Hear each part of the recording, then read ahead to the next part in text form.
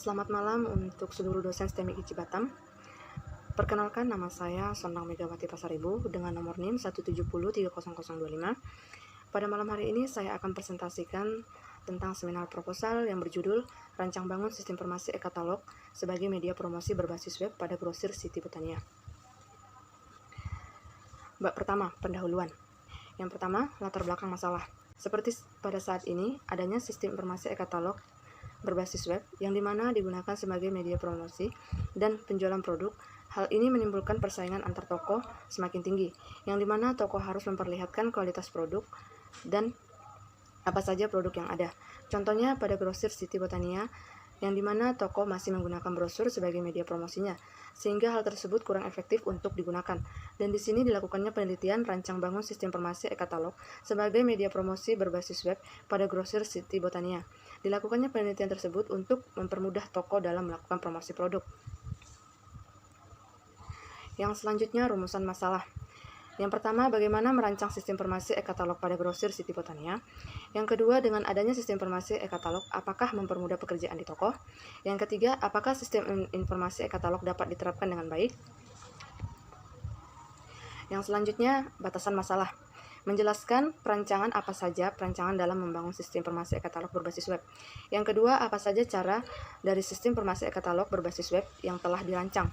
Yang ketiga, sistem yang dibangun hanya untuk bagian promosi atas produk yang ada pada toko.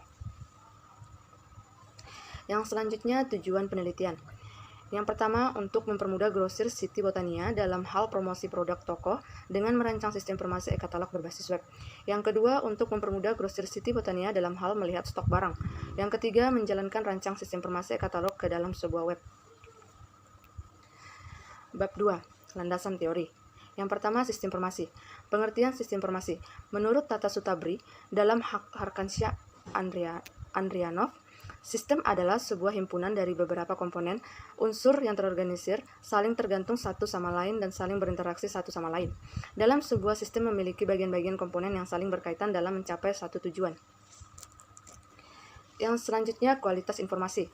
Dalam mengelola sebuah sistem, pastinya akan menghasilkan sebuah informasi. Kualitas suatu informasi sangat penting untuk keberhasilannya perkembangan sistem yang akan dirancang. Berikut kualitas informasi yang perlu diperhatikan. Yang pertama, relevansi. Yang kedua, kelengkapan dan keluasan. Yang ketiga, kebenaran. Yang keempat, terukur. Yang kelima, keakuratan. Yang keenam, kejelasan. Yang ketujuh, keluasan. Yang kedelapan, ketepatan waktu. Yang selanjutnya, pengertian sistem informasi. Sistem informasi merupakan gabungan dari perangkat lunak atau software, perangkat keras atau hardware, infrastruktur, dan sumber daya manusia atau sumber daya atau SDM. Keempat bagian tersebut saling berkaitan untuk memberhasil pada sebuah sistem yang nantinya diolah menjadi informasi yang dibutuhkan. Yang selanjutnya, komponen sistem informasi. Sistem informasi memiliki beberapa komponen dan beberapa elemen, yang dimana komponen dan elemen-elemen saling berkaitan, dan memiliki fungsional sehingga sistem informasi dapat berjalan dengan baik. Komponen-komponen yang dimaksud yaitu, yang pertama, input, yang kedua, output, yang ketiga, software, yang keempat, hardware, yang kelima, database, yang keenam, kontrol dan prosedur, yang ketujuh, teknologi dan jaringan komputer. Pengertian perangkat lunak. Rekayasa perangkat lunak adalah ilmu yang membahas tentang aspek-aspek produksi pada perangkat lunak, mulai dari tahap awal yaitu menganalisis kebutuhan pengguna, menentukan kebutuhan pengguna, mendesain, pengkodean, pengujian, sampai ke pemeliharaan sistem setelah dilakukannya pengembangan. Yang selanjutnya, model waterfall. Menurut Pressman, model waterfall merupakan sebuah model klasik yang dimana bersifat berurutan dalam membangun software. Berikut urutan pengembangan software menggunakan metode waterfall. Mulai dari pertama, spesifikasi kebutuhan pengguna, yang kedua, perencanaan, yang ketiga, permodelan, yang keempat, konstruksi, yang kelima, penyerahan sistem ke pengguna, yang keenam, serta perawatan sistem. Yang selanjutnya, Unified Modeling Language atau UML. UML merupakan perangkat lunak yang berinteraksi objek, perangkat model yang digunakan untuk menyederhanakan permasalahan yang ada dan merangkumnya sedemikian rupa sehingga mudah untuk dipelajari dan dipahami. Bagian-bagian utama yang ada pada UML yaitu, yang pertama view, yang kedua use case view, yang ketiga logical view, yang keempat component view, yang kelima concurrent key view, yang keenam deployment view. Yang selanjutnya bagian-bagian dalam diagram OML.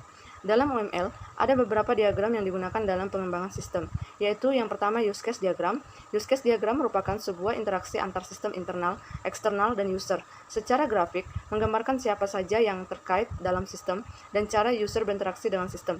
Yang selanjutnya, activity diagram. Activity diagram menggambarkan aktivitas yang ada pada sebuah sistem atau proses bisnis yang ada pada perangkat lunak.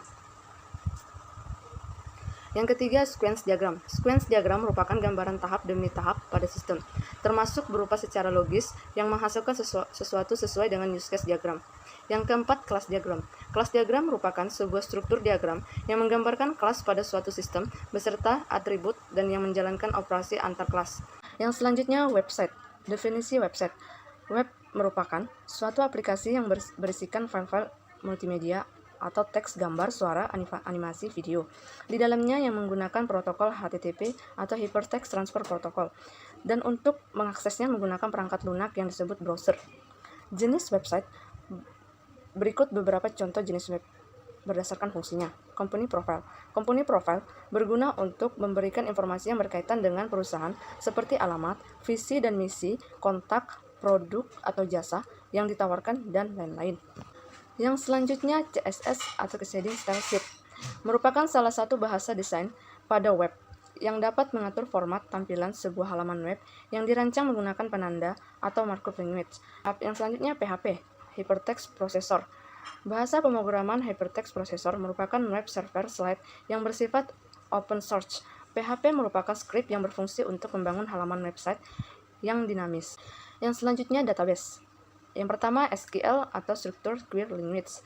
SQL merupakan sebuah aplikasi komputer yang dimana membahas tentang konsep Relational Database Management System atau RDBMS, yang dimana bahasanya telah terstruktur dan digunakan untuk membangun basis data. Dari pengertian dan fungsi yang telah dipaparkan di atas, SQL dibagi menjadi 3 jenis berdasarkan perintah. Yang pertama, Data Definition Language atau DDL. Perintah ini merupakan sebuah perintah dasar yang ada pada SQL yang dimana tujuannya untuk membangun struktur database. Yang kedua, Data Manipulation Language atau DML.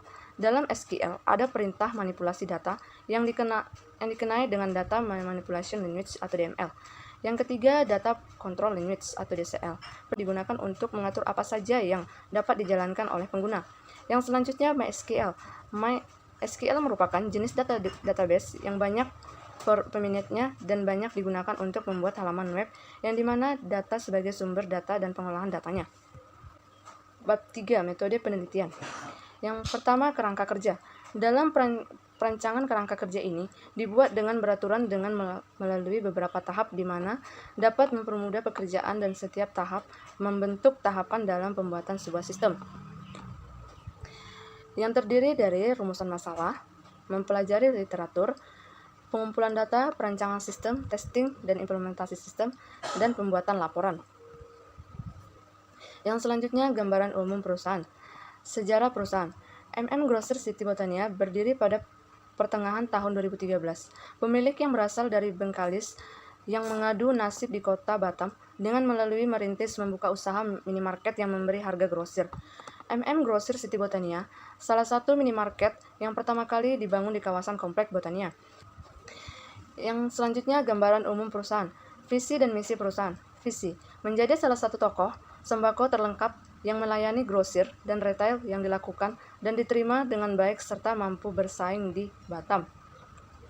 Misi, yang pertama, menjadi pusat perbelanjaan sembako dengan produk, harga, dan pelayanan yang terbaik.